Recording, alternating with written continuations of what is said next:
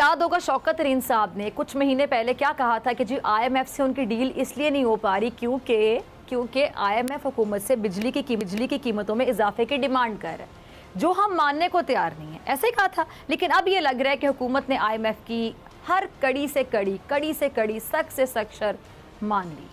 और ये अज़मा बुखारी साहबा क्या कह रही थी कि हुकूमत ने आईएमएफ के सामने सर झुका लिया है, हुकूमत ने आईएमएफ के सामने अपनी अवाम को ज़बा करने का वादा कर लिया, जो कि एक तकलीफ दे बात पाकिस्तान के लिए बहुत मुश्किल और तकलीफ दे हालात हैं।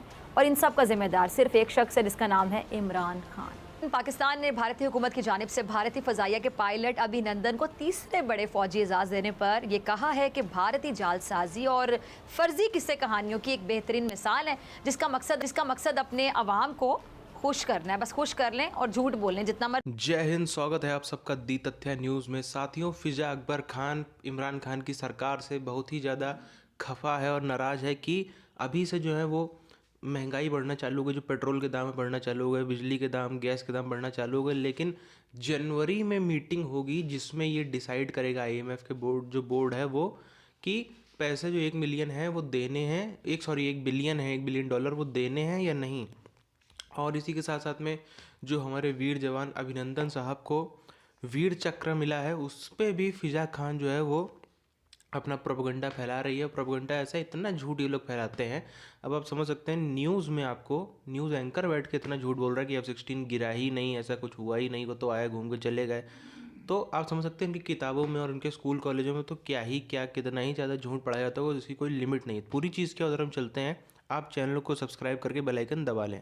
लेकिन दूसरों के गम ने मुझे हिला कर रख दिया।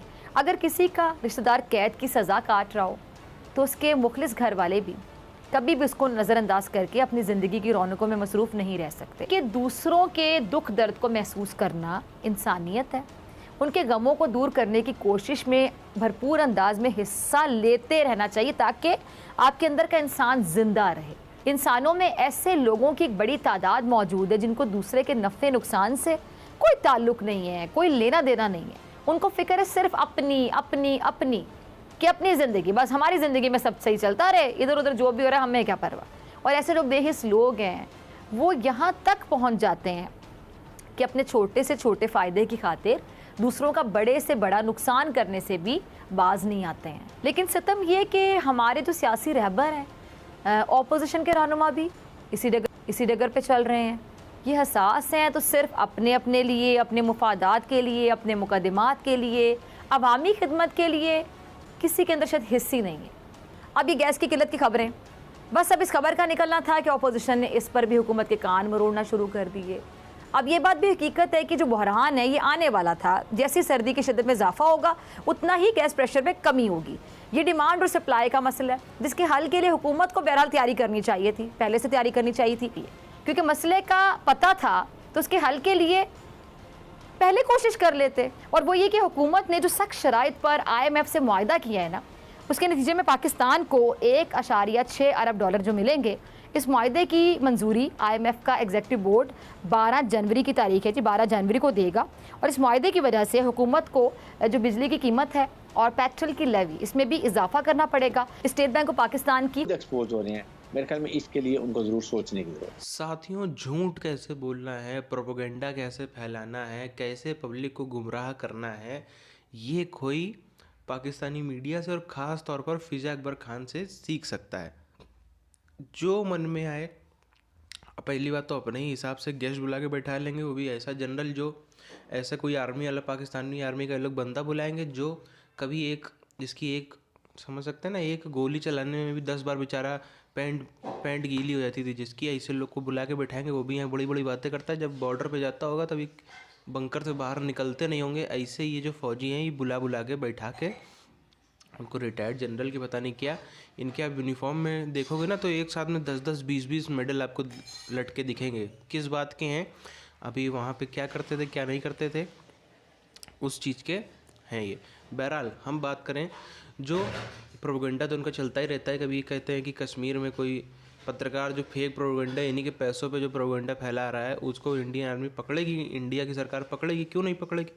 पकड़ते हैं तो ये लोग निकल आते हैं कि देखो बेचारा और अपनी गलती भी मानते हैं, अपनी जो है वो औकात है वो भी मानते हैं कि नहीं अमेरिका हमको भाव नहीं दे रहा है, दुनिया जो है यूनाइटेड नेशन और फलाना ढिमकाना ह्यूमन राइट्स कहीं पे भी हमको इज्जत नहीं मिल रही, सब इंडिया के साथ में खड़े हैं। अपनी गलती भी मानते हैं कि हम कितने मक्कार कौम है, हम कितनी वो इसे धिक्कार है हमारे ऊपर कि हमारी कोई सुनने को राजी नहीं है।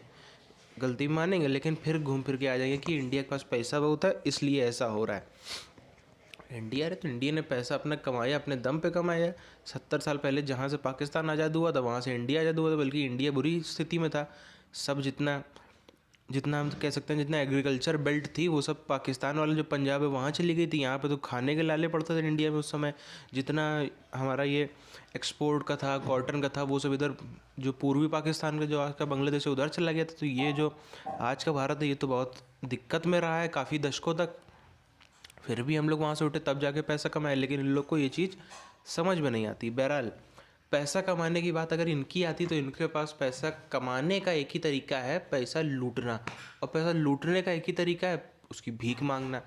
तो ये जो है वो भीख मांगते रहते हैं। इस समय इमरान खान बहुत चैन की नींद सो रहा होगा, क्योंकि इमरान खान को पता है ये 2-1 महीने जो करना पड़े, चाहे बिजली के बिल दाम बढ़ाओ, चाहे जो करो, पेट्रोल हर महीने 4 रुपये बढ़ेगा, बिजली के बिल डबल होने की तादाद पे हैं, गैस आएगी नहीं आएगी तब भी उसके दाम बढ़ेंगे।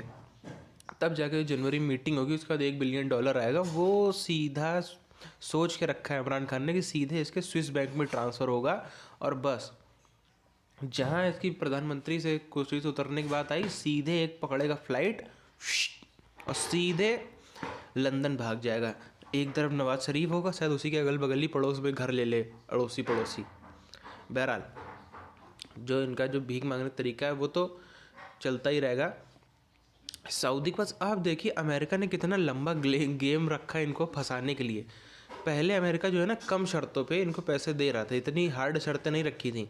ये अगर हम अभी से कुछ महीनों पहले देखें तो ये फुदक के गए चाइना के पास, तो उससे जो है वो अमेरिका थोड़ा सा उस समय नाराज़ हुआ। चाइना की तरफ गए, इन्होंने 2-3-4 महीने अपने चाइना के पास में किए। कोरोना तो चल ही रहा था तो उधर वो उसने भी ध्यान नहीं दिया। फिर ये उसके बाद आए, IMF ने शर्तें रखी, ये गए सऊदी के पास।